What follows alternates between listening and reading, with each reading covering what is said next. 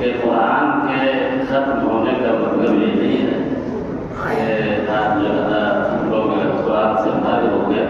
سب سے پہلی بات یہ ہے کہ قرآن کے ختم ہونے کے لیے کوئی مخصوص دعا یا کوئی مخصوص پروگرام یا کوئی مخصوص اس طرح کا خوشی کا اظہار یا تقسیم مٹھائی وغیرہ کی یہ شرائط جو ہے نا صحیح نہیں ہے. قرآن مجید کو ختم صحابہ نے کیا. اللہ کے رسول صلی اللہ علیہ وسلم ہمیشہ قرآن پڑھتے تھے. بعض صحابہ کے بارے میں آتا ہے کہ وہ ہفتے میں قرآن جو ہے 2 بار ختم کرتے تھے. اللہ کے رسول نے کہا کہ کم از کم 3 دن میں قرآن کو ختم کیا جانا چاہیے. تو یہ ہمارے رسول کا طریقہ رہا کہ حضرت جبریل جو ہے آپ کے پاس رمضان کی ہر رات میں صحیح بخاری کے اندر ہے کہ آتے تھے اور اللہ کے رسول صلی اللہ علیہ وسلم کے ساتھ بیٹھ کر کے قرآن مجید کا دور کرتے تھے. جس سال آپ کی وفات ہوئی اس سال 2 بار آپ نے پورے قرآن مجید کا دور کیا. لیکن اس واقعے میں اس حدیث میں یا اس روایت میں کہیں یہ نہیں ہے کہ اس نبی کے اور جبریل کے قرآن مجید کے دور کے بعد یا قرآن مجید کے خاتمے کے بعد اس کے لیے کوئی جو ہے نا خصوصی طور پہ کوئی دعا یا کوئی محفل یا کوئی اس طرح کی چیز کا قیام کیا گیا. اس لیے دوسری بات یہ ہے کہ آج 28ویں تراویح ہے اور یہ اتفاق سے امام صاحب نے قرآن مجید کو ختم کیا ہے. تو کل بھی ہم انشاءاللہ ہم لوگ تراویح پڑھیں گے. بلکہ کل آخری شب قدر ہے. کل آخری شب قدر ہے اور شب قدر کے بارے میں یہ معلوم ہے کہ وہ کسی بھی راتوں میں سے کسی رات میں بھی ہو سکتی ہے.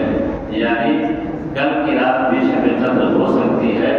اس لیے ہم لوگ آج کی اس تراویح کو یا اس محفل کو آخری سمجھ کر کے اور لپیٹ سے بیٹھ کر کے ہم لوگ زیادہ بیٹھ جائیں بلکہ پورے رمضان میں اور آخر تک اس کا اہتمام کریں. میں جو بات کہنا چاہ رہا تھا جیسا کہ مولانا نے قرآن مجید سے متعلق بہت ساری باتیں بتائی.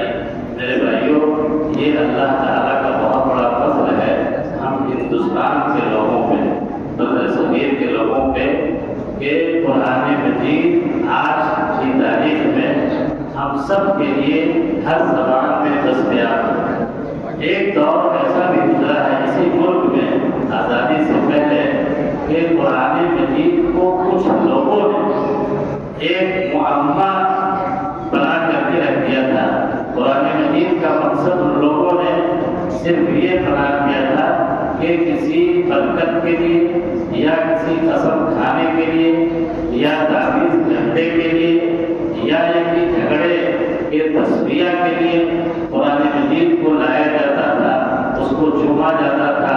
اس کو جزدان میں مخملی کپڑے میں بند کر کے تاپ پہ رکھ دیا جاتا تھا اور اس کو پڑھنا اور اس کو سمجھنا یہ چند لوگوں کے لیے خاص کر دیا گیا تھا. اور یہ کہا گیا کہ قرآن مجید ہر آدمی اس کو نہیں پڑھ سکتا. آپ کو پتا ہونا چاہیے کہ سب سے پہلے شاہ ولی اللہ محدث دہلوی رحمۃ اللہ علیہ اسی دہلی کے رہنے والے انہوں نے جب قرآن مجید کا فارسی میں ترجمہ کیا پہلی بار تو پتہ ہے کیا ہوا. اس زمانے کے مولویوں نے ان کے اوپر کو فرقہ فتویٰ لگا اور کہا کہ یہ تو شاہ ولی اللہ نے ایسا کام کیا جو آج تک کسی نے نہیں کیا. قرآن مجید کو دوسری زبان میں منتقل کر دیا جبکہ قرآن مجید کو صرف جو ہے نا اہل علم سمجھ سکتے ہیں. صرف مولانا یا جو فقیہ ہے وہ سمجھ سکتے ہیں باقی لوگوں کے لیے نہیں. تو یہ اللہ تعالیٰ کا فضل و کرم ہے کہ شاہ ولی اللہ نے اپنی اس کوشش کو جاری رکھا. اس کے خلاف انہوں نے باضابطہ کوششیں کی اور ان کے صاحبزادے عبدالعزیز محدث دہلوی نے پھر اس کے بعد قرآن مجید کا ترجمہ کیا اور وہاں سے یہ سلسلہ جب چل پڑا آہستہ آہستہ قرآن مجید مجید کو لوگوں نے سمجھنا شروع کیا۔ آج سعودی عرب کی کوششوں سے قرآن مجید تقریباً دنیا کی تمام زندہ زبانوں میں اس کے ترجمے اور تفسیر کو پھیلایا گیا ہے، ہر شخص کے دسترس میں ہے۔ تو قرآن مجید جو ہے نا ہمارے لیے سمجھنے کی کتاب ہے، عمل کرنے کی کتاب ہے۔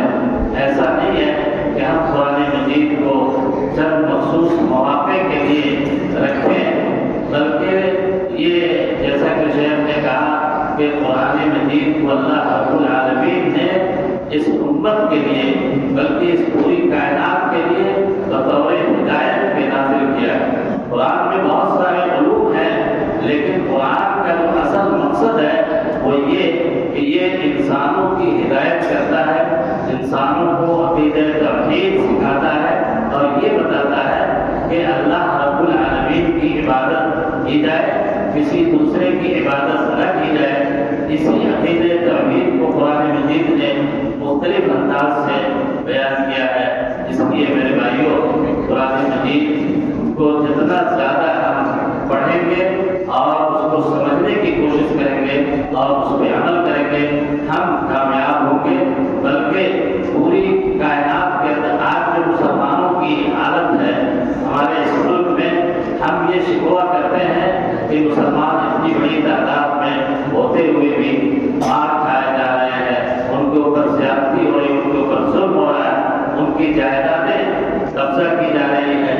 لیکن کبھی ہم نے غور کیا کہ ہم جس اسلام کا دعویٰ کرتے ہیں، ہم جس طریقے سے اپنے آپ کو مسلمان کہتے ہیں، کیا ہم میں سے کتنے لوگ ہیں جو بحیثیت مسلمان قرآن مجید کے احکام کو سمجھتے ہیں اور اس پہ عمل کرنے کی کوشش کرتے ہیں؟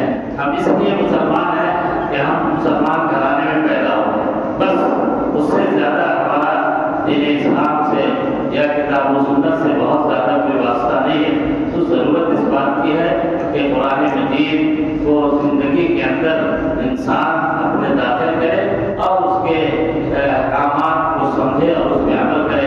یہی قرآن مجید کا پیغام ہے، اور جب تک ہم اس پہ عمل نہیں کریں گے تب تک ہمیں کامیابی اس دنیا کے اندر اور آخرت کے اندر نہیں مل سکتی۔ اللہ رب العالمین سے دعا ہے کہ اللہ تعالی ہم سب کو قرآن مجید کو سمجھ کر پڑھنے اور اس